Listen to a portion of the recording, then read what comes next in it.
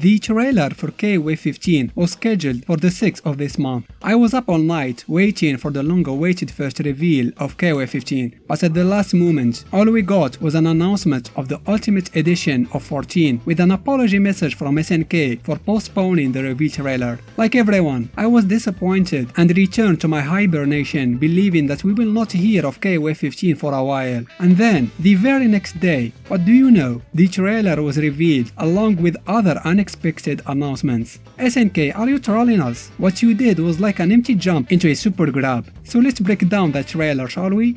Graphically, it's a step up compared to 14. I find the characters having a somewhat similar look to those from Samurai Shodown. You know, with the black outlines on the models that give them this drawing cartoonish look. It's not as pronounced as in Samsho, but it looks pretty good and helps distinguish the two games from each other. They're surely not going for realistic graphics, which is a wise decision. Style always beats realism, especially over time. Some fans may be disappointed for not getting 2D graphics like in 13, and I agree that 2D graphics and animation is timeless and never gets old, but it's also quite costly. I'm no animator, but from what I heard, 2D animation is a lot more expensive to make than 3D. Plus, 3D technology allows some unique possibilities, like changing the camera angle during supers for a more cinematic experience. All in all, I'm more than content with how KOF 15 looks. Then again, I was never bothered by 14's graphics to begin with, so you may wanna take that into consideration. Moving to the revealed characters, who we already knew from the past teaser they'll be present. First,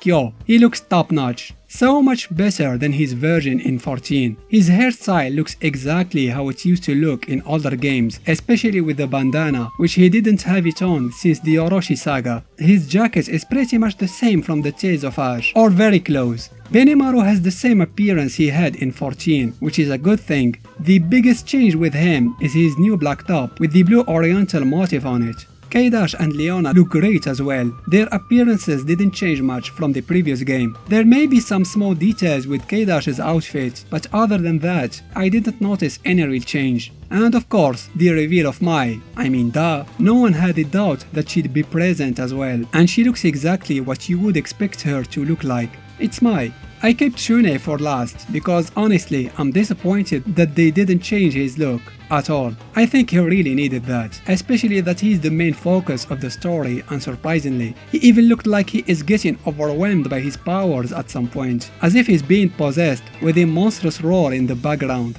Perhaps there will be an evil version of him, like with the Arashi, Aurea and Leona, but that's just pure speculation. Also, we got to see the reporter from the last game. Frankly, didn't this guy have enough screen time already? Who cares about some random reporter? Show us KOF characters.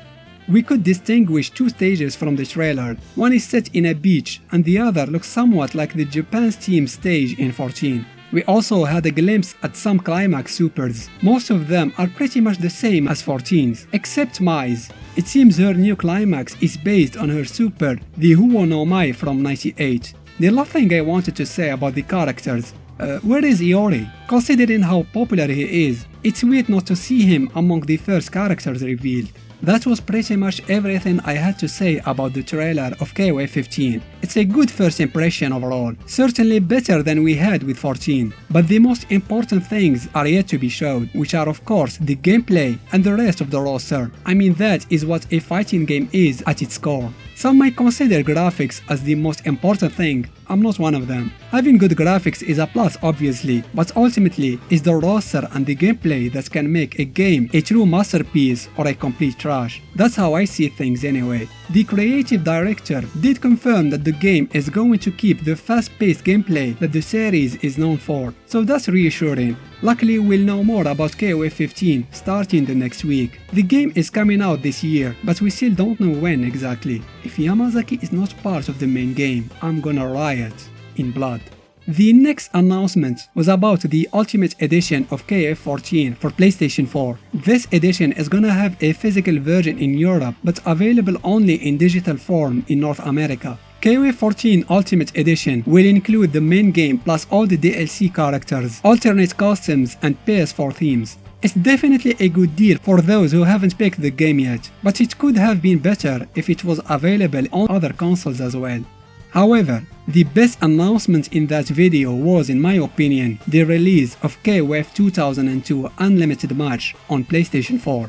Finally! You have no idea how much time I was waiting for that to happen. Why did it take so long? This is my favorite KOF game of all time. The graphics seems to be upgraded. Both stages and character sprites look sharper. Of course, the game has online modes with the much appreciated rollback netcode. I can't wait to get this game and unlock these bad boys again. Sadly, no release date was given yet. We're gonna have to wait for a while, I guess. And finally, the last part of the video was reserved to the Samurai Shodown and its Season Pass 3 DLC. Two characters are already revealed. The first is Cham Cham, making her comeback from Samshu 2. That was a great surprise. Fans were asking for her return even before the game was released. Though I'm curious about how she is gonna play. She used to be accompanied by a monkey who is actually her older brother Tam Tam, who was a victim of a curse during the events of Samshu 2. He helped his sister during gameplay as well, when she asks him to throw projectiles and do spinning attacks. But now that Tam Tam is already part of the roster, I wonder what kind of attacks she is gonna have.